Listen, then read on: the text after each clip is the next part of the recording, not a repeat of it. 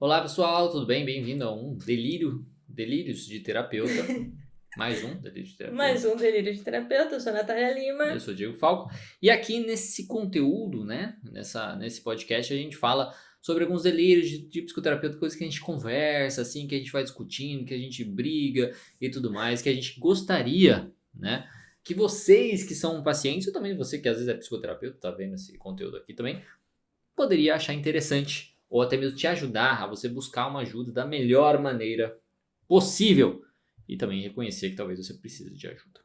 Sim, e hoje a pauta é. Diagnóstico. Então, é uma coisa um pouco tensa, né? Vamos colocar dessa maneira, porque hoje em dia, eu não vou dizer hoje em dia, a gente tem mania de falar, né? Tipo, hoje em dia, não sei o quê, mas é uma coisa que já vem há um tempo, né? Muito tempo, por Sim. vários motivos. Você pode falar, é culpa da indústria farmacêutica, é culpa disso, é culpa dos Estados Unidos, enfim, qualquer coisa. Cada pessoa vai falar de um jeito, né? É culpa do comunismo, cada pessoa vai falar de um jeito.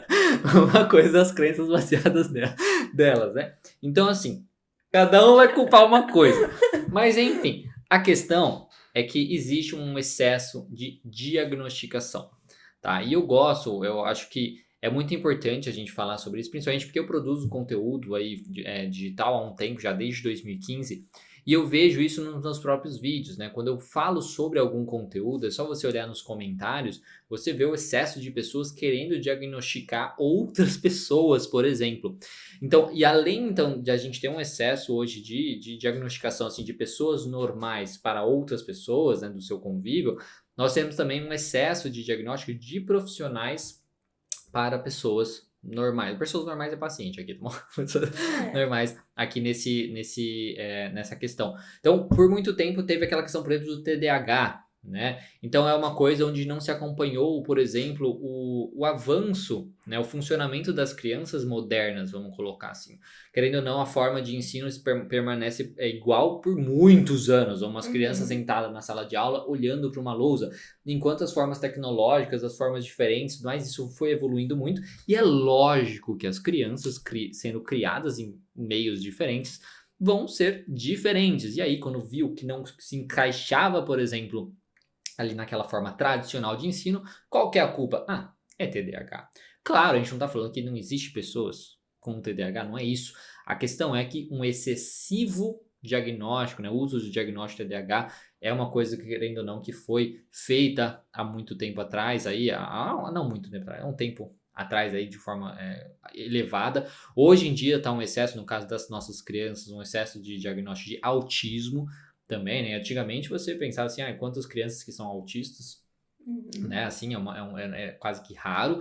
E hoje em dia é excessivo. É provável que cada um de vocês que estão assistindo aqui, que estão escutando isso daqui, deve conhecer uma pessoa que teve um filho, que foi diagnosticado com isso e tudo mais. Principalmente que agora passou a pandemia, onde as crianças não tiveram tanta interação social, e aí não aprenderam tanto essa questão social. Então é uma coisa que muito excessiva. Nos casos dos adultos hoje tem um excesso de TDAH no adulto. Então a pessoa é procrastinadora, não está conseguindo trabalhar. Ah, você tem TDAH. Caralho, você viveu a sua vida inteira até agora bem. Até agora bem, foi bem na escola, foi bem no colegial, na faculdade.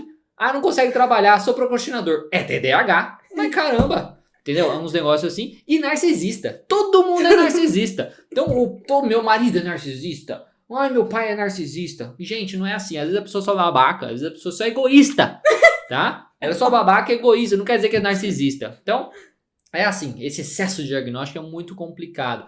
E você também, às vezes, ficar buscando um diagnóstico ali na terapia ou com um psiquiatra e tudo mais, é uma coisa que você precisa entender. Não faz diferença. Não faz diferença pro seu trabalho. A questão é como você está se comportando, como você está pensando, que prejudica o seu dia a dia, que prejudica as suas metas, que prejudica os seus objetivos. E não que diagnóstico você tem. Tá? Falei bastante nesse começo, mas enfim, pode Ficou falar. bravo, né? Começou. Pode. Por isso que ele diz assim que é polêmico. Que é isso, né? Quando a gente coloca diagnóstico, a gente tem um excesso de diagnósticos dados por médicos, né? Para as pessoas. E a gente tem, em contrapartida, essa necessidade e esse excesso da procura por diagnóstico. E Isso. aí a gente, né, começa a se questionar: tudo é passível de diagnóstico? A vida é passível de um diagnóstico? De uma rotulação, de É, uma etiquetazinha, né? sim, né? Eu preciso, para cada tipo de comportamento, eu preciso de um diagnóstico. Então, assim, eu sou procrastinadora, eu sou com TDAH, mas é egoísta, então é narcisista ou psicopata, É. que agora tá na moda Sim. também. Então, né, a gente tem que pensar um pouco melhor sobre isso e pensar de um jeito cuidadoso, porque assim, vamos falar bem a verdade. Por que você está procurando um diagnóstico? Para coisas comuns da sua vida, para comportamentos comuns da sua vida.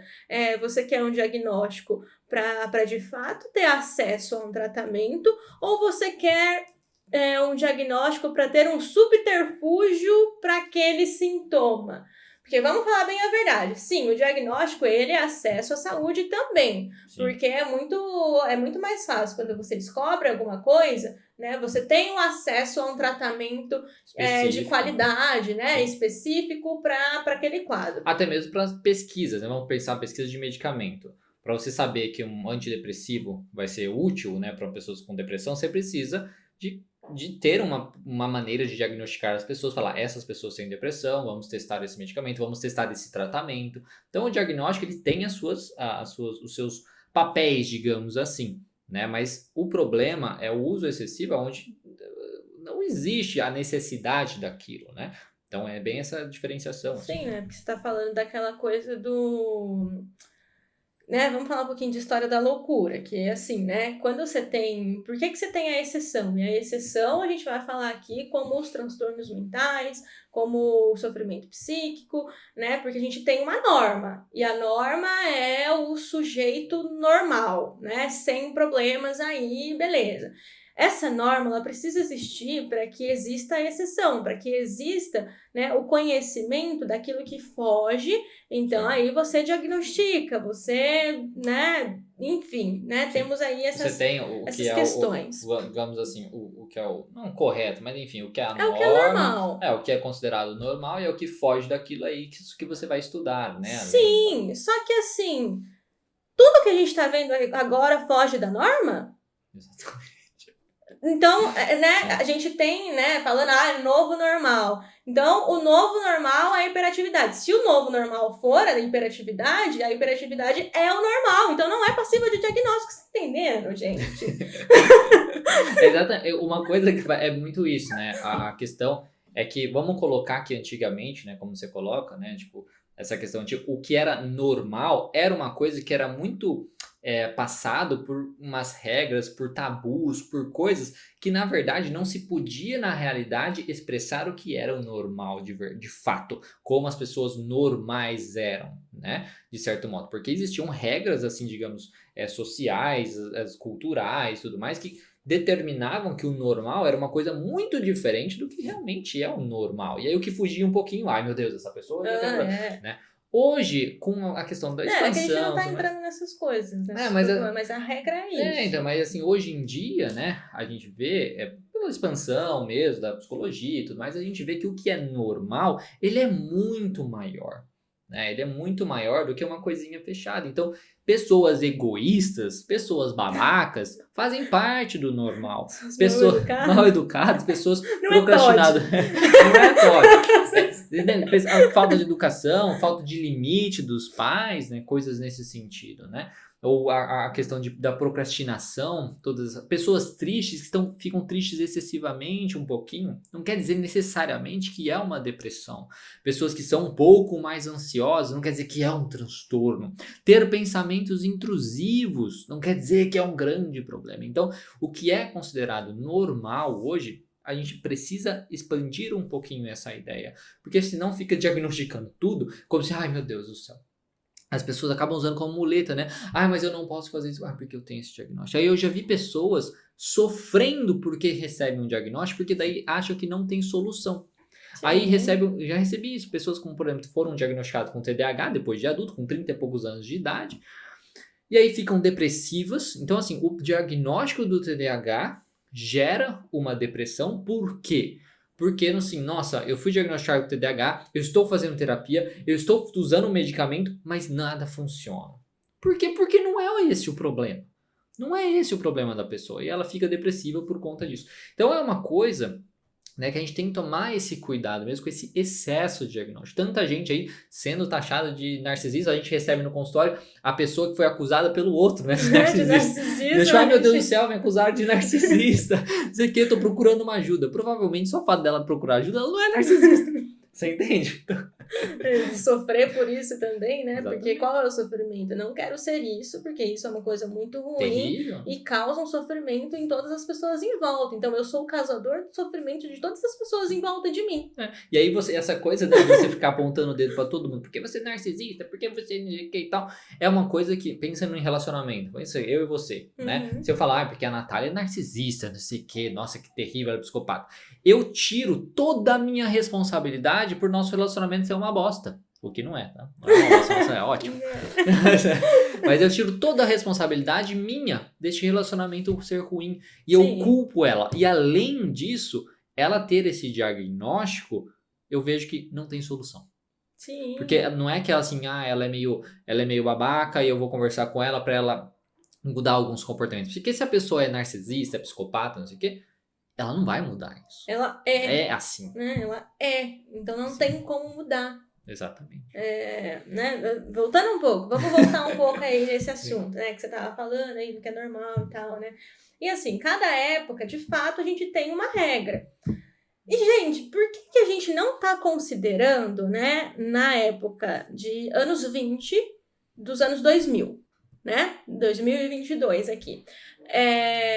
Por que a gente não está considerando o nosso modo de desenvolvimento da vida e o modo de organização da vida? E eu digo, atravessado pela internet, atravessado pela aceleração que a gente tem hoje. Se a gente tem um novo modo de vida, bem diferente do passado, a gente tem um novo modo de subjetivação. Sim. Entendeu? E por que a gente não está considerando essas coisas, né? Um paralelo com o outro, como se não existisse uma mudança da vida. Sim. Porque, assim, é claro que a gente está atravessado por 1000 aparelhos telefônicos, 1000 aparelhos eletrodomésticos que funcionam sozinho, e, enfim, né? Essa tecnologia que perpassa pela nossa vida e tudo é acelerado. É como se o primeiro Homo sapiens fosse igual a gente, né?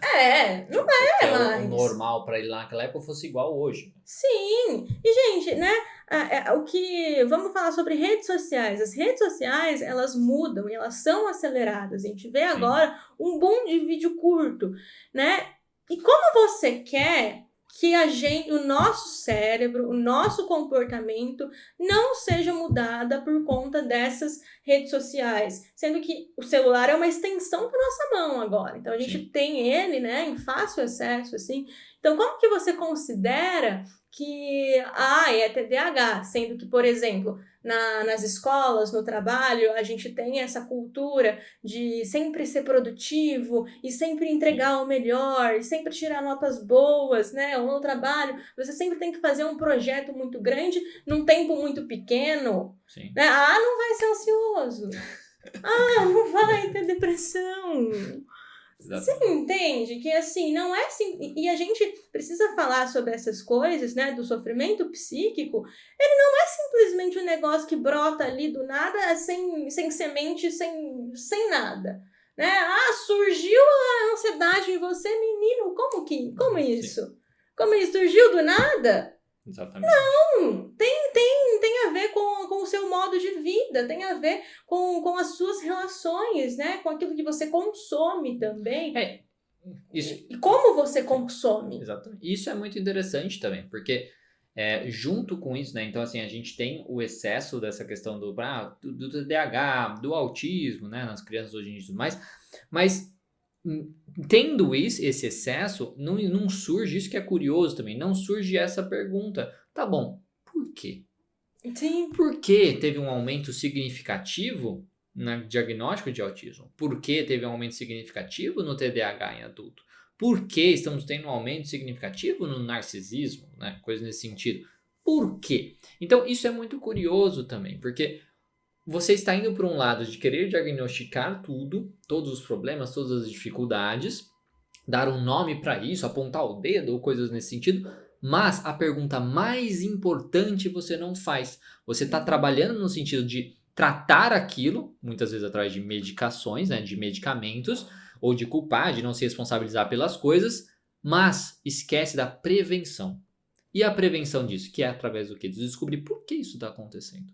Porque se eu descubro por que Sim. isso está acontecendo, eu vou buscar maneiras de evitar que isso continue acontecendo. Mas essa pergunta ninguém faz.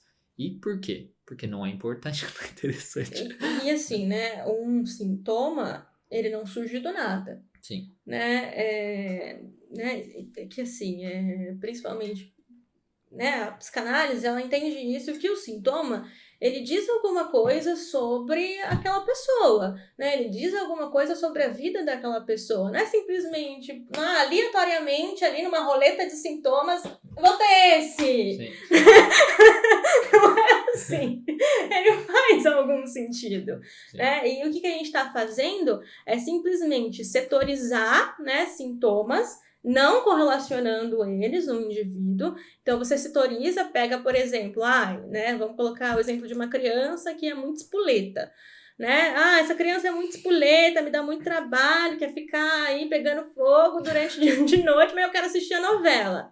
Mas o que acontece? Essa criança, por exemplo, os pais trabalham o dia inteiro, essa criança vê os pais só à noite, então é esse tempo que ela tem para aproveitar com os cuidadores, então ela quer fazer essa explosão de energia, né? Porque Sim. são pessoas ali que ela gosta, ela quer passar o tempo com aquela pessoa. Só que daí um adulto que já trabalhou o dia inteiro, né, e já gastou a energia, quer ficar assistindo a novela, quer assistir o jornal, quer relaxar.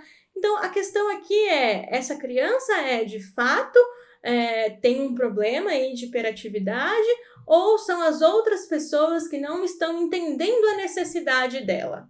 Também, porque a gente tem uma coisa que hoje é muito comum, a gente está desconsiderando uma etapa da vida que é a infância. Para mim é muito claro isso, porque todo mundo quer a criança certinha, a criança que tem boas notas, que socializa muito bem, não sei o quê, né? E quais são as expectativas que a gente tem de uma criança, entende? Mas enfim, né? Voltando, a questão do diagnóstico, isso foi só um exemplo.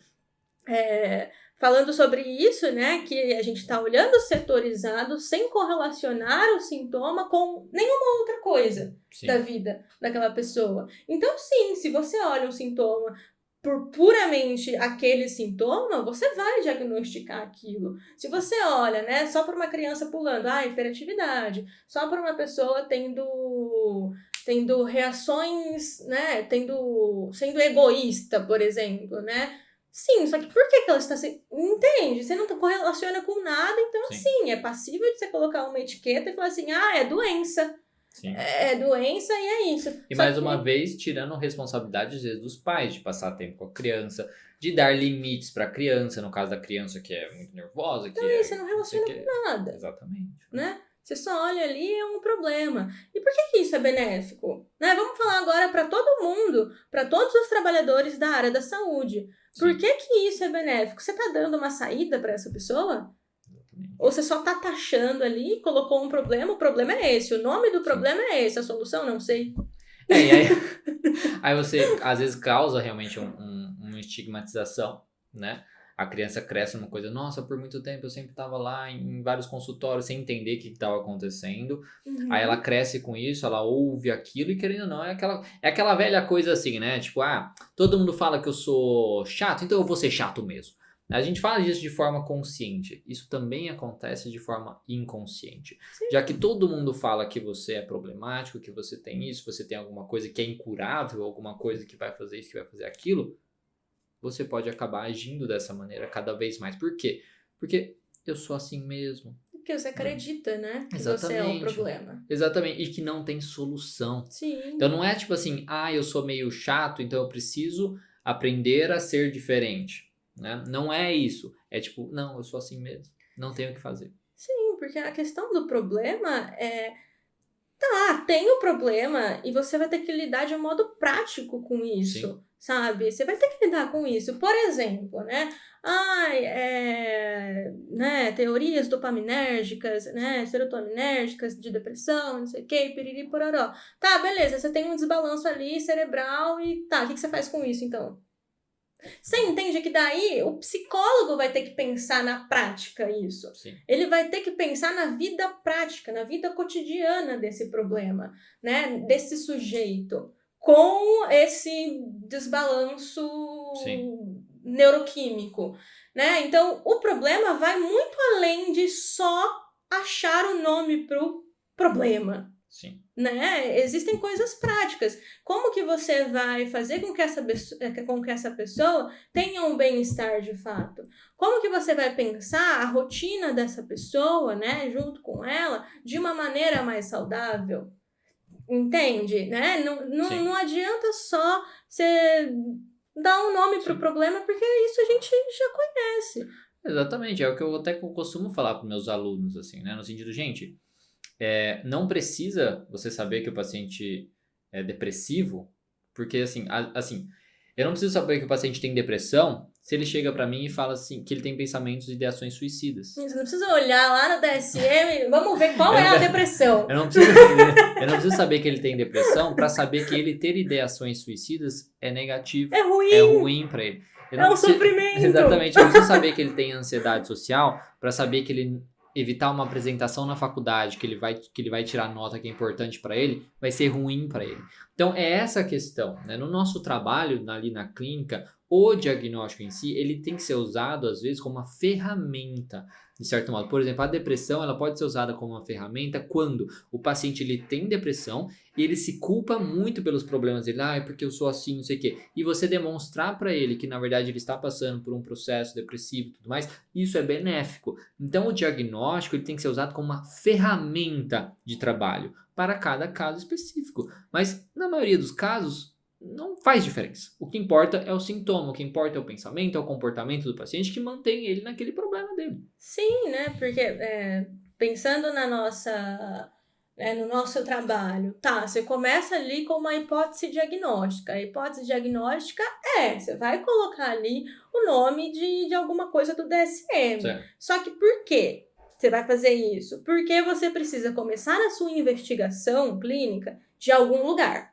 Você não vai começar do nada. Então, por exemplo, né, você tem ali o paciente que está se queixando de uma tristeza muito grande, tem ideações suicidas. Beleza, você vai colocar ali na sua hipótese diagnóstica depressão. Por quê? Você precisa começar a sua investigação de algum lugar. Então, será que o próximo passo, a partir do momento em que você faz isso, é testar? Será que é isso mesmo, então? Né? Será que é isso que eu estou vendo, né, pro psicólogo? Então, você vai investigando.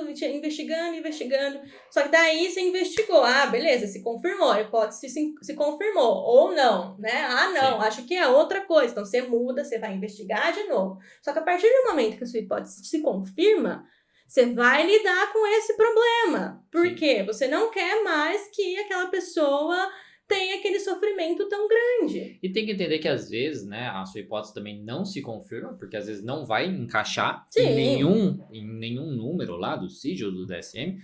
E aí você vai fazer o quê? Então eu não vou trabalhar? Não, você vai continuar trabalhando com o paciente dentro dos sintomas. Exatamente, dentro dos sintomas dele, justamente. É aquele negócio, desculpa. Eu não passei nessa parte, não pensei nessa parte. Então, mas é isso, você tem que trabalhar com os sintomas dele. Então a questão do diagnóstico é uma coisa complementar, é uma coisa acessória, digamos assim, que em alguns casos, às vezes você nem vai utilizar, porque às vezes você nem vai ter esse diagnóstico.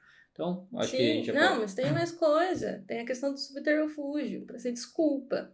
Certo. Por exemplo, né? A pessoa vem e procura... porque... Vamos aí, né? Um exemplo. Porque eu acho que eu tenho TDAH, eu queria estudar para um negócio e tal, mas eu queria saber se eu tenho TDAH. Né? Observe nessa fala, que ela começou falando que ela queria estudar para alguma coisa, não sei o que, piriri, pororó. Para que você quer o diagnóstico? Exatamente. Para ter um subterfúgio, para continuar nessa procrastinação e não, de fato, né? Nunca de fato estudar, porque você tem um problema, que daí você vai ter a carteirada do não, porque eu tenho um problema. Usar de muleta mesmo, né? Sim, então a gente procura também essas respostas, né? Porque é difícil, né? Eu procuro um nome para o meu sofrimento, para eu me manter nele, E é isso aí, né? Porque daí eu visto a roupinha ali do transtorno, visto a camisetinha e Sim. é isso aí que eu sou, né? Ou de outra maneira, eu acho muito engraçado quando as pessoas falam assim, ah, porque a depressão, ou TDAH, a ansiedade, como se fosse, tipo, um divertidamente, né? Tipo, Certo. uma ansiedadezinha com perninha, e Certo. e abraça a pessoa assim, não, agora você é meu. Sim. Mas enfim, eu acho que são essas coisas mesmo. E acho que por hoje é só, E né? é isso. Tem muitas coisas de diagnóstico. Acho que Sim. isso dá uma conversa muito grande, né? E aí é uma coisa que a gente pode falar sobre mais isso, sobre isso no futuro. Uhum. A gente conta aí com os comentários de vocês, se você estiver assistindo pelo YouTube e também você estiver vendo aí alguns cortes no Instagram. Isso. Então, esse foi um Delírio de Terapeuta. Espero que vocês tenham gostado. E até o próximo. Sou Diego Falco Eu sou a Natália Lima. e até mais. Tchau.